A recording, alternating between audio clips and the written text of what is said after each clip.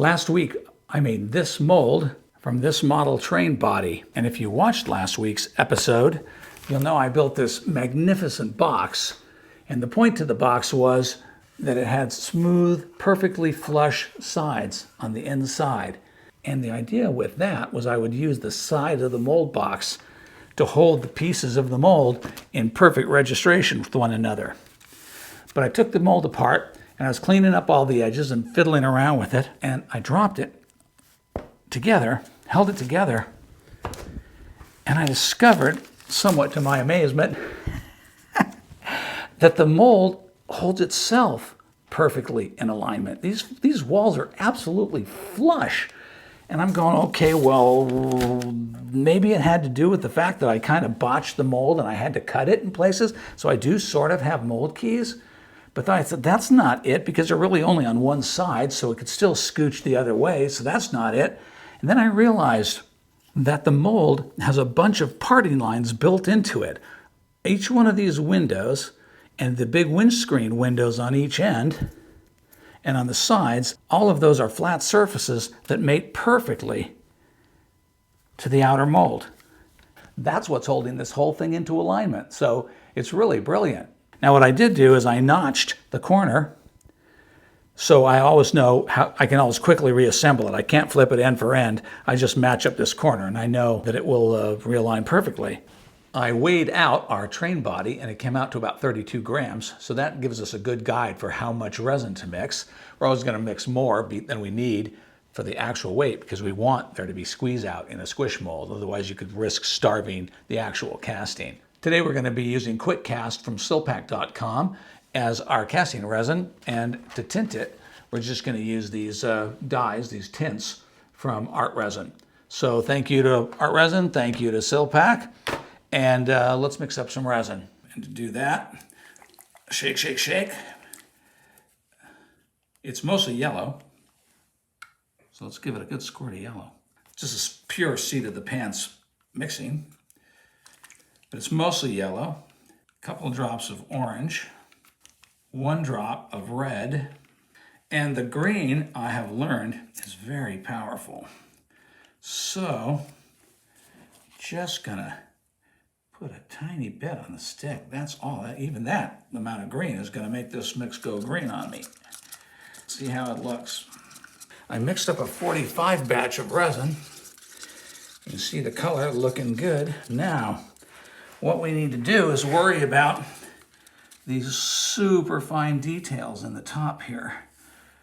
I know that these little holes are going to want to catch bubbles almighty. So what I'm going to do is I'm going to stick this down in there and kind of stretch them out and see if we can't push the bubbles out of there. Did that well. Stretch those out. Just using a stick type tool. You can use a pin or a piece of wire. But as you can see, I am definitely dislodging bubbles in there. And those would catch bubbles all day long. Anytime you have a thin part like that protruding, you just know it's going to catch bubbles. So you got to work it to get the resin down into there so it's fine. Okay, so let's pour out the rest. Pour out a little more. Same drill. I'm just going to make sure I touch each one of those little divots here.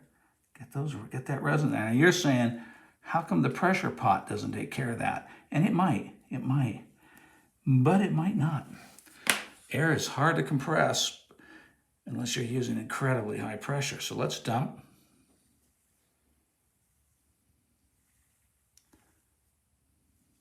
Okay, let's push this in. Make sure everything's clean, okay? Let's push this in. Expecting squeeze out. I'm expecting squeeze out. And I'm getting it all around. You see the squeeze out we got? Yep. Okay, expecting squeeze out. Okay, I like to put some weight on top of the mold just to help hold it down. And let's go ahead and clean up a little bit of the schmutz here. A little bit of squeeze out. It's already gelling. We've got to go quick, quick, quick into the tank. Check out the witness cup. Resin's nice and hard. If the resin's cured in the witness cup, it's cured in the tank. That's how we check it. Turn off the inlet, open the outlet. Okay. Let's pull it and see what we got.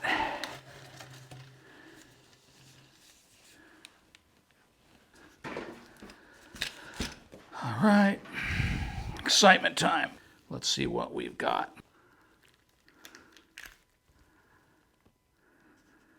Wow, that looks just perfect. It's just perfect.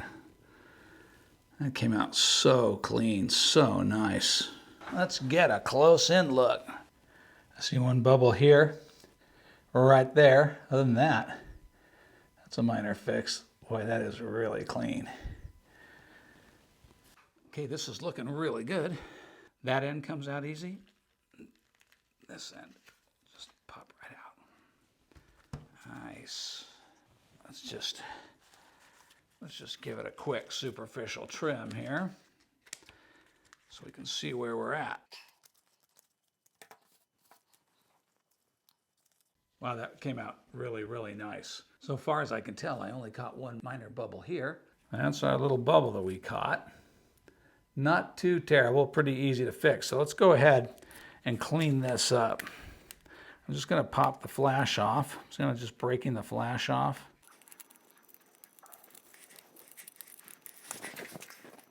I had some pretty significant flaws in here, which I'm not too happy about. But let me show you what I haven't shown you so far. Over the course of making this video, I actually made 3 castings. The first casting came out pretty good, but it had these divot flaws, and that's where this part of the mold got cut and isn't lining up well with its other surface as I put it together. And that was a problem. I didn't like that. When you have damage like that, you either just write it off as a accident damage to the tray, make it look more realistic, or you do a lot of tedious fix-up.